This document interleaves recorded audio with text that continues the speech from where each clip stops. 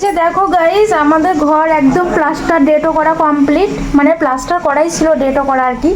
এই যে তোমাদের আগেই বললাম, এই জায়গাগুলো একদম মানে বাজে অবস্থা ছিল, বালি উঠছিল মানে নিচ দিয়ে। ওই জন্য এগুলো আমার বড়মশাই সিমেন্ট দিয়ে খুব সুন্দরভাবে এগুলো ডেটো মতো করে দিল। তো এগুলো শুকানোর পরে একদম সুন্দর হয়ে যাবে, দুই একবার মোছামুছি করলে জায়গাটা পুরো পরিষ্কার হয়ে যাবে। আর কি বলো তো, এই যে রুমটা দেখছো, এটা হচ্ছে রান্নাঘর, আর এই যে হচ্ছে আমাদের রুম, এই যে গেট, আর এই যে হচ্ছে আমাদের রুম।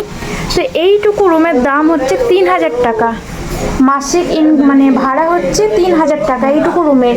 হ্যাঁ, তো এই রুমটাও মানে ঠিকঠাক করে দেয়নি, মানে কোনো রকম আর কি দিতে পারলে ওদের মানে বালি উঠছে, বা এই যে দেওয়ালগুলোর কি অবস্থা, এই যে এখানটায় দেখো দেওয়ালগুলোর কি অবস্থা, ওই যে দূরে দেখতে পাচ্ছ।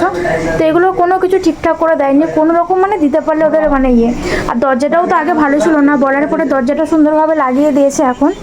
আগে এরকম দরজা, ভালো দরজা ছিল না লাগানো, এখন তো তার একটা কাঠের দরজা লাগিয়ে দিয়েছে। যাই হোক, চলে যায়, কি আর করবো বলো।